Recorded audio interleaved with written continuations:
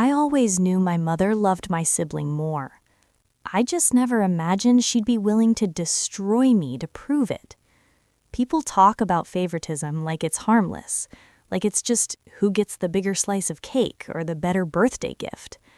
But in my family, favoritism was a quiet poison, the kind that seeps into your life slowly until one day you realize it's been killing you all along. My name is Lauren. I'm the older daughter, the responsible one, the dependable one.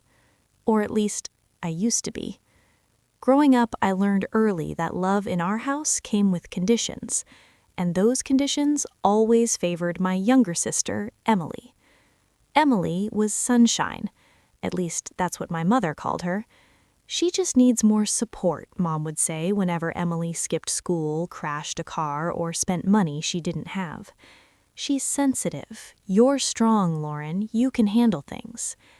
I heard that sentence so often it became background noise. You're strong. You can handle things. What she really meant was, Emily matters more. That's how our sibling rivalry began. Not with fights over toys or teenage jealousy. It started with the quiet realization that no matter what I achieved, I would always come second. I graduated top of my class. Emily barely passed. My mother cried at Emily's ceremony like she'd won the Nobel Prize. At mine, she checked her phone and asked if we could leave early to beat traffic.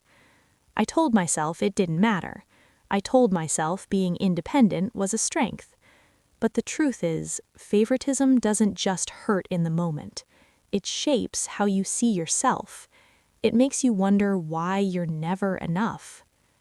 By the time we reached our late 20s, our lives had taken very different paths. I worked as a financial analyst in Chicago, stable and predictable. Emily drifted between jobs, relationships, and fresh starts that never lasted.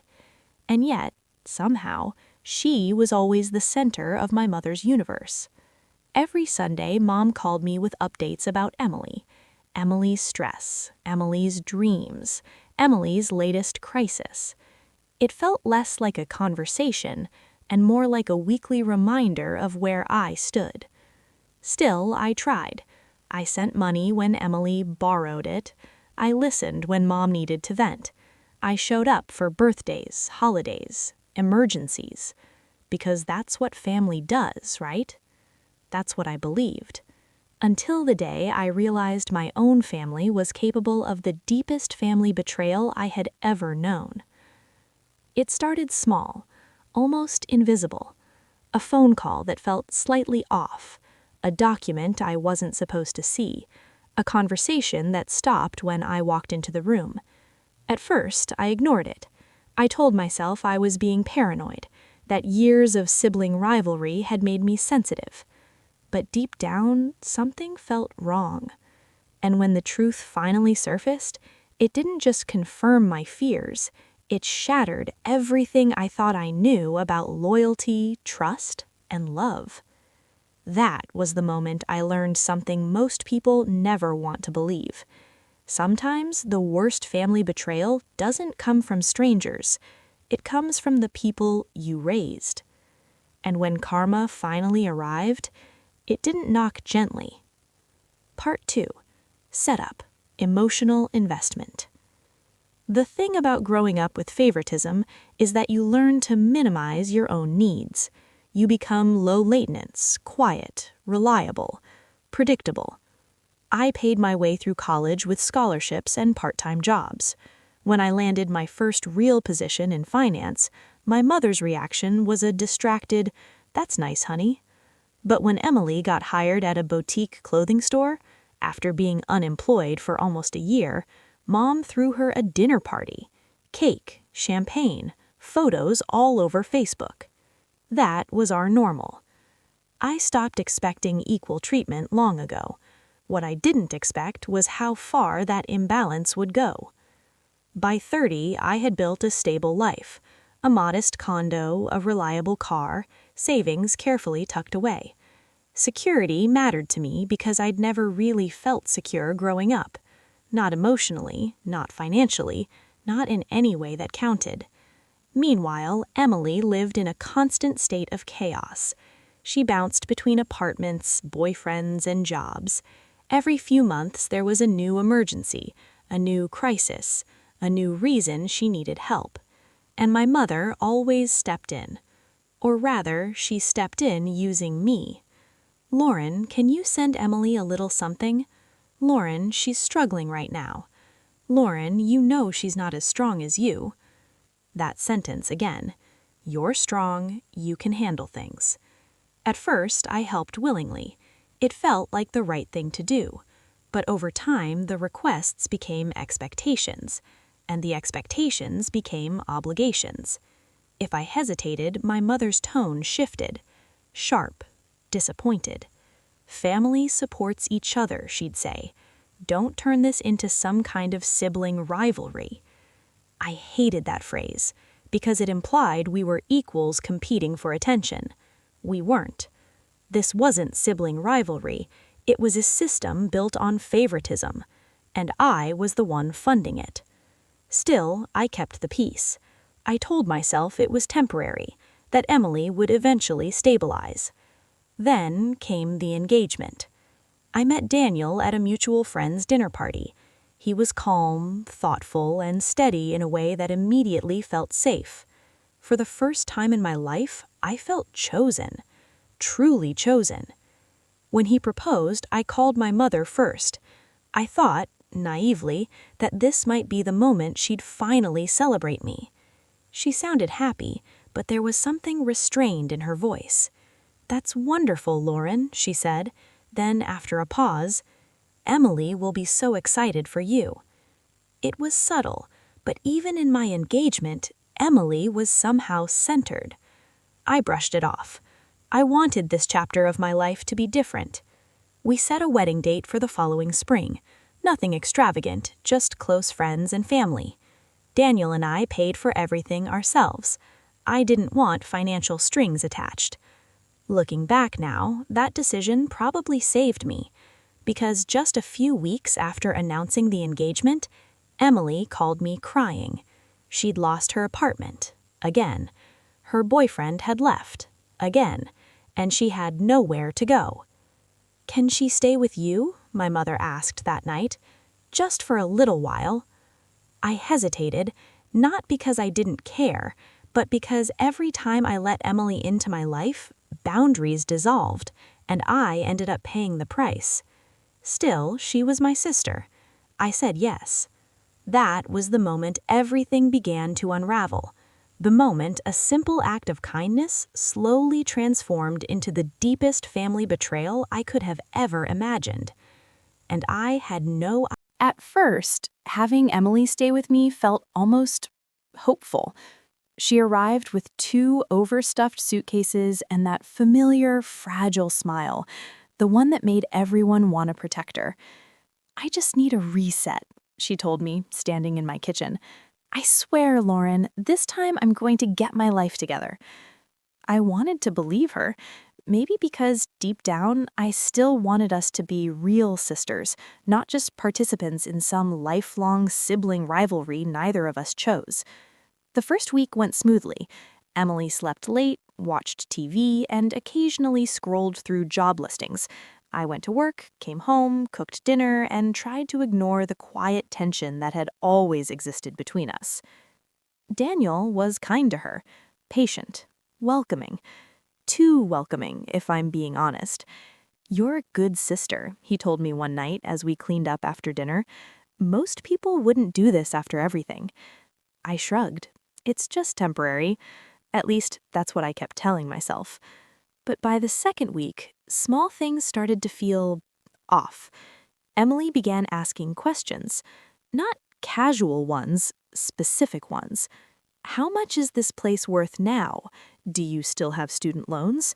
Your job must pay really well, right?" At first I laughed it off. She'd always been curious about money, especially since she rarely had any. But then I noticed something else. She was paying attention to my routines. When I left for work, when I came home, when I went to the gym with Daniel. It felt less like casual observation and more like quiet calculation. One evening, I came home earlier than usual after a canceled meeting. As I stepped inside, I heard Emily's voice from the living room, low, urgent. "She doesn't know yet," she whispered. I froze. There was a pause. Then she laughed softly. "No, Mom, she trusts me. She always does." My chest tightened. I didn't walk in immediately. I stood there, keys still in my hand, listening to my sister talk about me like I wasn't even a person, like a resource. When I finally entered the room, she ended the call quickly and smiled. "Hey, you're home early." Her tone was light, normal, but something in my stomach twisted. That night, I couldn't sleep. For the first time, I allowed myself to consider a possibility I'd spent years avoiding. What if this wasn't just favoritism anymore? What if something deeper was happening? Over the next few days, the unease grew. Mail began arriving addressed to Emily, forwarded to my condo without her asking me first. Financial letters, bank envelopes, official-looking documents. When I asked about them, she waved me off, just updating my address while I'm here. While I'm here. The phrase lingered longer than it should have. Then one Saturday morning, while Emily was in the shower, her phone lit up on the kitchen counter. A message preview appeared. "Mom, make sure she signs it before the wedding. It'll be easier." My pulse pounded. Signs what? A cold realization began forming, slow and heavy.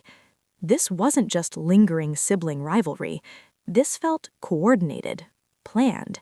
And if my instincts were right, I was standing at the edge of a family betrayal far bigger than anything I'd ever imagined. I didn't confront her, not yet. Instead, I did something I'd never done before. I started paying attention. Because when you grow up in a house built on favoritism, you learn to read between the lines, to notice what isn't being said. And what I was starting to see made one thing terrifyingly clear. My own family was hiding something from me. Something that, if I didn't uncover it soon, could change my life permanently. The first real crack appeared 3 weeks before my wedding. It was a Tuesday evening. I came home exhausted after a long day of back-to-back meetings, dropped my bag on the kitchen counter, and noticed a folder sitting neatly beside the fruit bowl. Beige, thick, intentional. My name was written across the front in my mother's handwriting. A slow, uneasy feeling crept through my chest. Emily sat on the couch, legs tucked under her, scrolling through her phone like everything was perfectly normal. She said, "Mom mailed that. She asked me to remind you to look at it." I didn't open it right away. Something about the way she avoided eye contact made my stomach tighten. "Remind me about what?" I asked. She shrugged. "Just paperwork stuff, adult things." Adult things. The words sounded rehearsed. I carried the folder to the dining table and sat down. Daniel wasn't home yet. The condo felt too quiet. For a moment, I just stared at it. Then I opened it. Inside were property documents, legal forms, bank-related paperwork, and right at the top, a transfer agreement. My breath caught. It outlined a plan to refinance my condo, and add a secondary name to the ownership structure. A co-owner. Emily. I read it once, then again. Each sentence felt heavier than the last. According to the document, this arrangement was meant to support family stability and ensure shared financial growth. There were paragraphs about trust, shared assets, long-term planning. But the reality was simple. If I signed those papers, Emily would legally own half of my home. My hands started to shake. I flipped to the last page. A sticky note from my mother was attached. "Sweetheart, this will help Emily get back on her feet. You're doing so well. It's only fair to share your blessings. We can finalize everything before the wedding. Love you." Before the wedding. A wave of nausea rolled through me. This wasn't a suggestion. This was a plan. A coordinated, carefully timed plan built on years of favoritism and quiet pressure. My chest felt tight as realization settled in. This wasn't just about helping Emily anymore. This was about entitlement, control, a calculated move disguised as family support. And suddenly, every strange moment over the past few weeks snapped into focus. The whispered phone calls, the financial questions, the message on Emily's phone. Make sure she signs it before the wedding. They hadn't asked me, they had assumed, because in their minds, my role had always been the same: the strong one, the responsible one, the one who could handle things, the one who would sacrifice. A slow, burning anger replaced the shock. This wasn't just favoritism, this was deliberate family betrayal. Years of subtle manipulation had led to this exact moment, and they expected me to smile, sign, and hand over half my life. I heard Emily stand and walk toward the table. Her voice was soft when she spoke. "So what do you think?" I looked up at her. Really looked. For the first time, I didn't see a struggling younger sister. I saw someone who had spent her entire life benefiting from favoritism, and now fully expected it. My heart pounded, but my voice stayed calm. "I think," I said, slowly closing the folder, "that I need some time to read everything carefully." She nodded quickly, too quickly. Of course, Mom just thought it'd be easier to settle before the wedding. Easier. Yes, for them. That night, after Emily went to bed, I sat alone in the dark living room with the documents spread across the table. The weight of the family betrayal pressed down on me. Not loud, not explosive, just heavy, cold, final. I could confront her immediately, demand explanations, start a war, but something inside me shifted instead. Because for the first time in my life, I stopped reacting and started thinking. If they wanted to play this game quietly, built on sibling rivalry, favoritism, and manipulation, then I would too. And when karma finally arrived, it wouldn't be loud. It would be precise.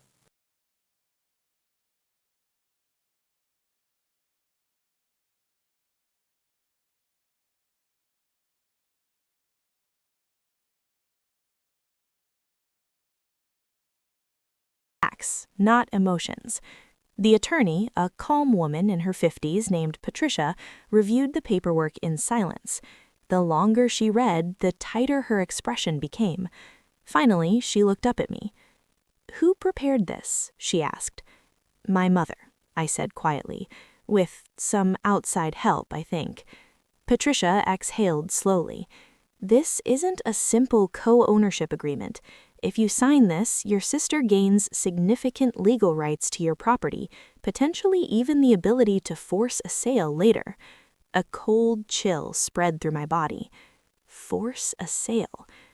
"So I could lose my home?" I asked. She didn't sugarcoat it. "Yes, especially if financial disputes arise. You'd be tied together legally."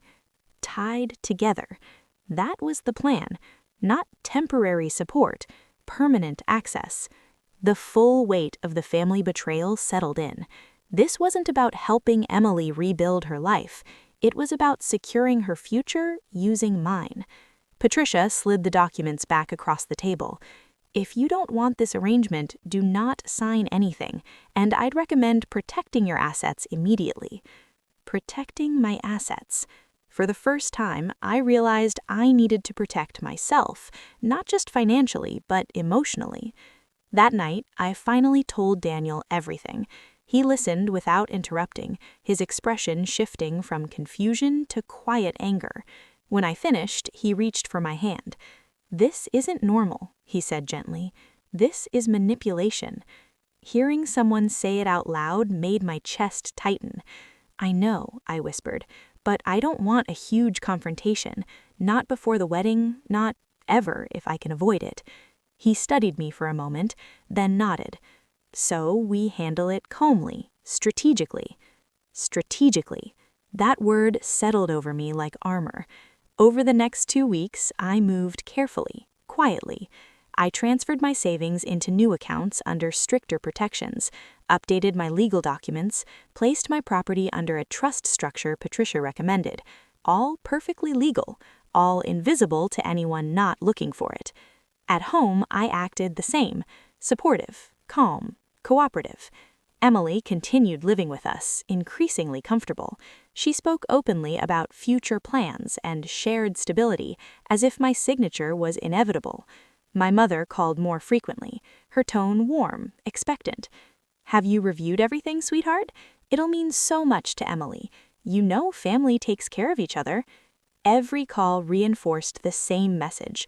Your role is to give, hers is to receive. Classic favoritism, dressed up as love. But now I saw it clearly, and clarity changes everything. I never argued, never refused outright. I simply said I was finalizing details and wanted everything perfect before signing. They relaxed. They thought I was still the dependable daughter, still trapped in the old pattern of sibling rivalry and obligation. They didn't realize the dynamic had already shifted. Because real power doesn't laugh loud, it doesn't slam doors or start fights. It observes, it prepares, it waits. And when karma finally moves, it does so with quiet precision. By the week of my wedding, everything was in place.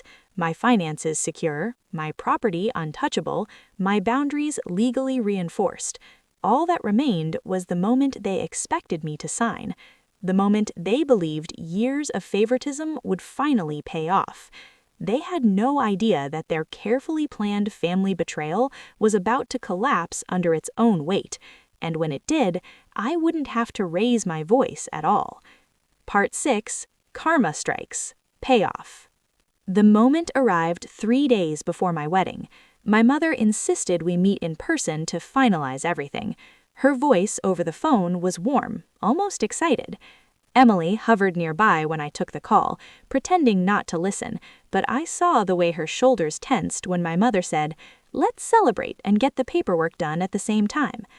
Celebrate, as if signing away half my home was just another wedding task. We met at my mother's house that Saturday afternoon, the same living room where years of favoritism had quietly shaped our lives. Fresh flowers sat on the coffee table, a bottle of wine already open. It felt staged, like they were preparing for a happy ending they'd already written. Emily sat beside Mom on the couch when I arrived, 2 against 1. The dynamic was familiar, a lifetime of subtle sibling rivalry and alignment that always left me on the outside. But this time, I wasn't walking in blind. "Lauren," Mom stood and hugged me tightly. "You look tired. Wedding stress?" "Something like that," I said gently. We made small talk first. Weather, wedding details, guest lists. Then, finally, my mother reached for a folder on the table, a cleaner, printed version of the same documents, neatly tabbed, ready for signatures. "I had everything updated," she said, sliding it toward me. "All you need to do is sign here and here. We can notarize this week before the ceremony." Emily watched me closely, hopeful, expectant. I opened the folder slowly, flipping through the pages like I was reviewing them for the first time, letting the silence stretch. Years ago, I would have felt cornered, guilty, pressured. That's what favoritism does. It conditions you to believe saying no makes you the villain. But something inside me had shifted. I closed the folder calmly and placed it back on the table. "I won't be signing this." The room stilled still. Emily blinked first. "What do you mean?" My mother's smile tightened. "Lauren, don't be dramatic. We discussed this. It's just a supportive arrangement." Supportive. I met her gaze steadily. "No," I said softly, "it's a legal transfer of ownership, and I've already secured my property under a trust, so even if I wanted to add a co-owner now, I couldn't." The words landed quietly, but their impact was immediate. Emily's face drained of color. "What trust?" I kept my tone calm. My home and finances are legally protected. There's nothing to transfer. My mother stared at me like she didn't recognize me. For the first time in my life, I wasn't playing my assigned role. "This is about helping your sister," she said sharply. Why are you making this into some kind of sibling rivalry? I almost smiled, because that was always the script. Any boundary I set was framed as jealousy, pettiness, competition. But this wasn't sibling rivalry, and it certainly wasn't support. This is about protecting myself, I replied evenly, from a situation that was never fair before to begin with. Silence filled the room, heavy, uncomfortable. For once, I wasn't the one carrying it. Emily looked between us, panic rising in her voice. But Mom said, "I know what Mom said," I interrupted gently, "and I know what I've spent years giving: money, time, stability, emotional support." I paused, letting the truth settle. "But I won't give away my future." My mother's expression hardened, the warmth gone. A lifetime of favoritism couldn't bend reality this time, because the structure they'd relied on, my compliance, no longer existed. That was the moment karma began to unfold. Not loudly, not dramatically, just a quiet. The fallout wasn't explosive. There was no screaming, no dramatic exit, just a quiet shift that felt permanent. After that afternoon, my mother stopped calling every day. The long, emotional conversations disappeared.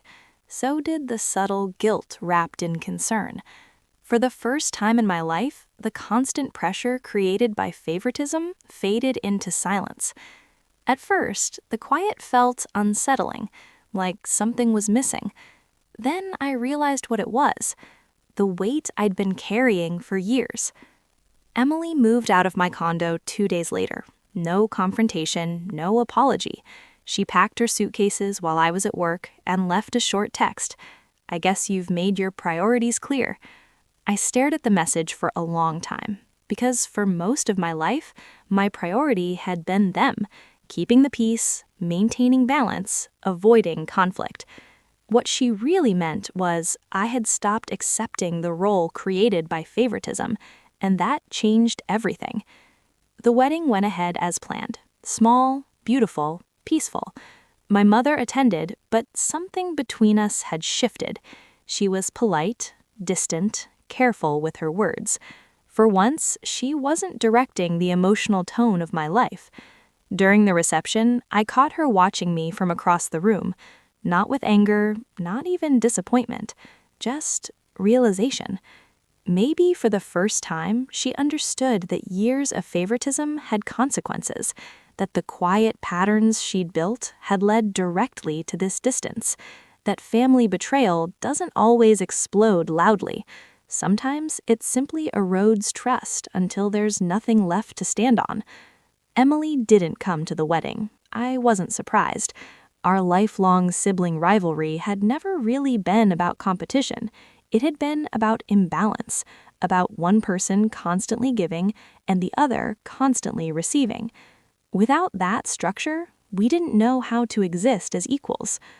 Months passed. The space between us remained, but instead of feeling guilty, I felt something unfamiliar: peace.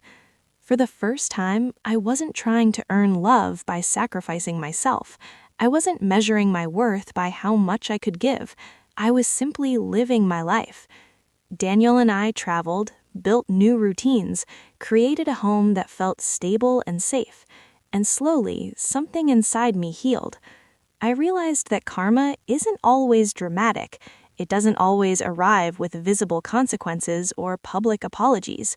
Sometimes karma is simply the loss of access, the loss of the person who kept everything functioning, the one who absorbed the pressure, the one who made imbalance possible.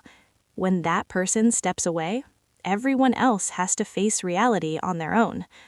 About a year later, my mother called unexpectedly, her voice softer than I'd ever heard it. "We're trying to work things out," she said quietly, "with Emily. It's been difficult." I listened, calm, compassionate, but no longer responsible, because the cycle built on favoritism had finally broken, not through anger, not through revenge, through boundaries. And boundaries change everything. I don't hate my family. I don't carry bitterness, but I no longer accept roles that require me to shrink so others can feel comfortable. That was the real lesson hidden inside years of sibling rivalry and subtle family betrayal. Love should never require self-erasure. Sometimes the strongest thing you can do is quietly refuse to play the part you were given. Looking back now, I sometimes wonder how different my life might have been without years of favoritism shaping every relationship in my family. Would Emily and I have been closer? Would my mother and I have trusted each other more? Would there have been less quiet resentment hiding beneath the surface? I don't have answers to those questions, and honestly, I've stopped searching for them. Because healing didn't come from understanding every detail of the past. It came from finally stepping outside the patterns that kept hurting me. For most of my life, I thought love meant endurance, sacrifice, silence, accommodation. I believed surviving constant sibling rivalry without complaint made me a good daughter, a good sister, a good person. But endurance isn't the same as peace, and silence isn't the same as love. Real love doesn't demand that you shrink yourself to make others comfortable. It doesn't require you to accept ongoing family betrayal just to keep the surface calm. The moment I stopped accepting those conditions, everything changed. Not overnight, not dramatically, just steadily. My mother and I speak occasionally now. Our conversations are polite, careful, honest in a way they never were before. There are no more financial requests, no subtle emotional pressure, no assumptions built on old patterns of favoritism. For the first time, our relationship exists on neutral ground. Emily and I still keep our distance. Maybe one day that will change, maybe it won't. What I've learned is that not every relationship is meant to return to what it once was. Some are meant to evolve, others are meant to fade. And that's okay. Because walking away from unhealthy dynamics doesn't make you cruel, it makes you aware. It took me years to understand that the constant tension I felt wasn't just normal sibling rivalry, it was imbalance. It wasn't just family stress, it was a slow pattern of family betrayal disguised as obligation. And when I finally chose myself, calmly, quietly, without drama, karma didn't need to be forced. It unfolded naturally. People who rely on your constant giving eventually have to face life without it. Systems built on favoritism eventually collapse when the strong one steps out of position. That's not revenge, that's reality. Today, my life is peaceful in ways I never imagined growing up. My home feels safe, my relationships feel balanced, my decisions feel like my own. And perhaps the most surprising part of all, I don't feel anger anymore, just clarity. Sometimes I think about how easily things could have gone differently, how simple it would have been to sign those papers, keep the peace, and continue living inside a story written by someone else. But I'm grateful I didn't, because choosing yourself doesn't destroy families. It reveals which relationships were real to begin with. And now I'm curious, if you had been in my place, caught between loyalty, favoritism, and quiet family betrayal, would you have done anything differently?